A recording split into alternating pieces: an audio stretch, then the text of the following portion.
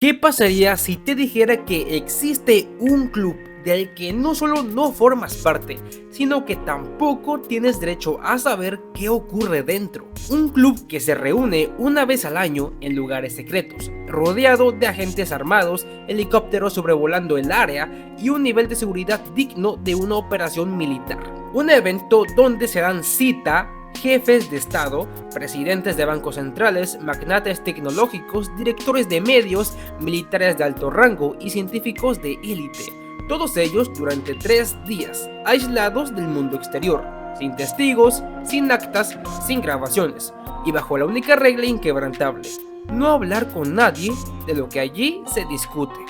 No es una teoría de conspiración, no es una novela, es el Club Bilderberg. Desde su fundación en 1954, esta red de poderosos ha operado con una sola misión: discutir el rumbo del mundo lejos de las cámaras, el público y sobre todo del escrutinio. Lo que se decide allí nadie lo sabe, pero lo que ocurre después, a veces, parece demasiado conveniente. ¿Por qué tanto secretismo? ¿Qué conversaciones requieren tanta discreción? ¿Y por qué tantos asistentes a Bilderberg terminan poco tiempo después al mando de gobiernos, corporaciones o instituciones clave? En este video no vamos a especular por especular. Vamos a exponer lo que se sabe, lo que se oculta y lo que muchos prefieren ignorar. Hablaremos de sus orígenes en plena Guerra Fría, los nombres que repiten invitación, los temas que, según filtraciones, han sido tratados: pandemias, inteligencia artificial, conflictos geopolíticos, manipulación mediática. Y sobre todo, exploraremos la pregunta más inquietante de todas: ¿se trata de una simple reunión informal de intelectuales y empresarios, o es el verdadero centro del poder del mundo moderno? Pues prepárate para un viaje oscuro por una de las estructuras más impenetrables de la élite global.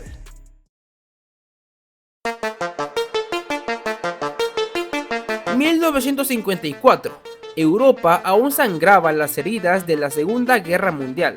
Las ciudades estaban en ruinas, la economía devastada, y el miedo a una nueva confrontación global era real. El mundo se dividía entre dos grandes potencias enfrentadas: Estados Unidos y la Unión Soviética, capitalismo contra comunismo.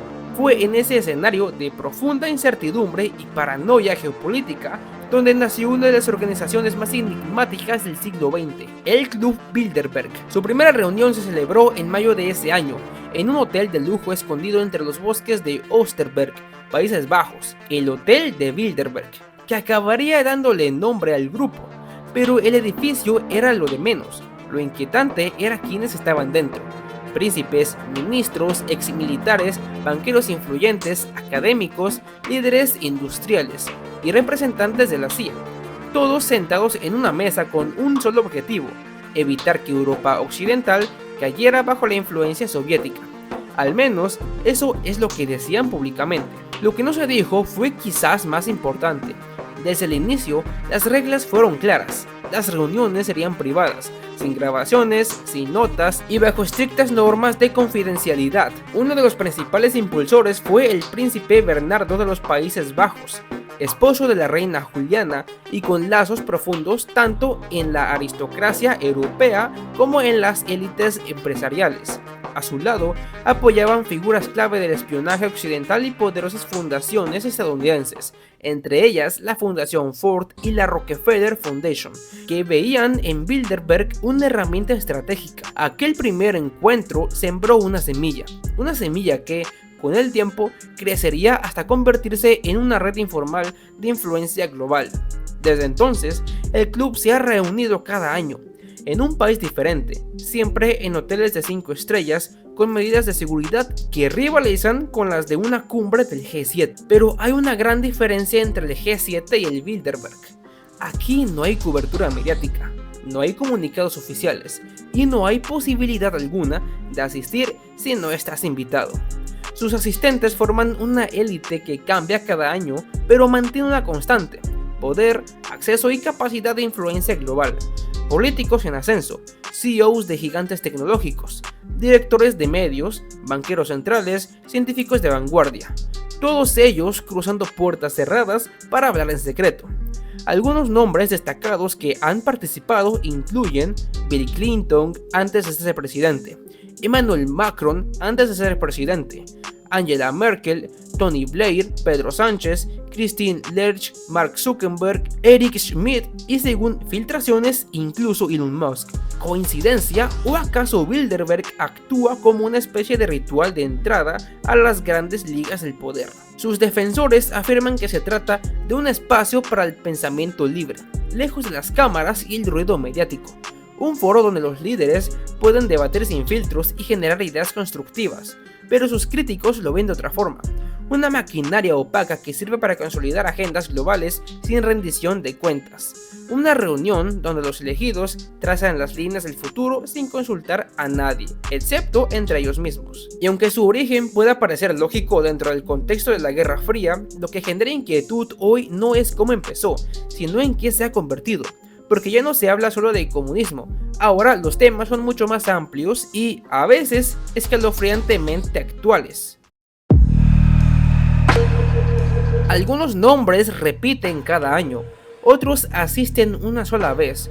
Curiosamente, en más de una ocasión, ese único encuentro ha precedido un ascenso meteórico, un patrón que muchos consideran una especie de bendición silenciosa de las élites. ¿Coincidencia? ¿O estamos ante un mecanismo informal de validación? Un filtro de poder donde se deciden alianzas, carreras, estrategias, tal vez futuros presidentes. Y los medios, aunque algunos editores de grandes publicaciones han estado dentro, como The Financial Times, The Washington Post y The Economist, hay una norma táctica: nadie publica nada. La prensa externa, en cambio, es tratada como una amenaza. Periodistas han reportado vigilancia, intimidación e incluso detenciones mientras intentaban cubrir la reunión desde el perímetro. ¿Quién decide quién entra? El llamado Steering Committee, una especie de comité invisible compuesto por figuras clave del club.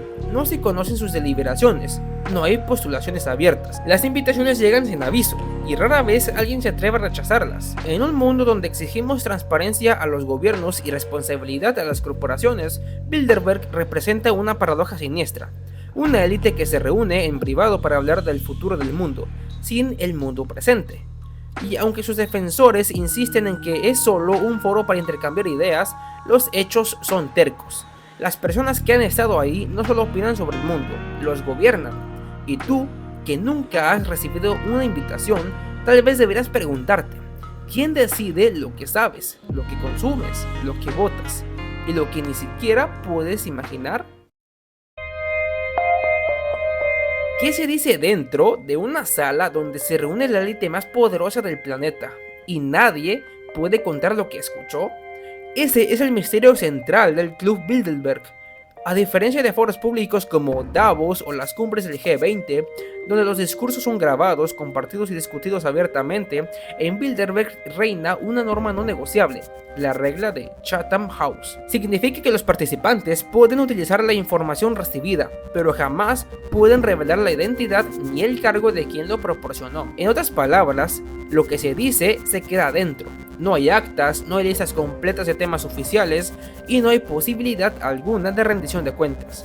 Pero eso no ha impedido que, con el tiempo, ciertos temas emerjan gracias a filtraciones, declaraciones anónimas y patrones que se repiten año tras año. Sí, suena como el guión de una película distópica, pero son los temas que han definido y seguirán definiendo nuestras vidas.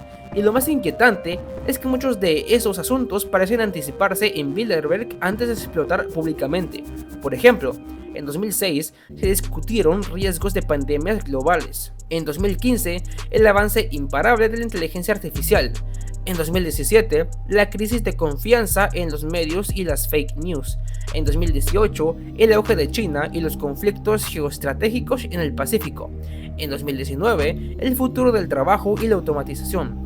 Años después, todos estos puntos pasaron de ser debates cerrados a convertirse en realidades tangibles, o una prueba de que en Bilderberg no solo se analizan tendencias, sino que se planifica cómo responder o aprovecharse de ellas. El hermetismo ha alimentado todo tipo de teorías. Algunos afirman que el club diseña estrategias para manejar pandemias antes de que ocurran, o que pacta en silencio el rumbo de conflictos militares, o que influye en la narrativa mediática a través de los editores presentes en sus reuniones. Nada de esto puede probarse con documentos, porque no existen documentos, y sin embargo, el patrón se repite.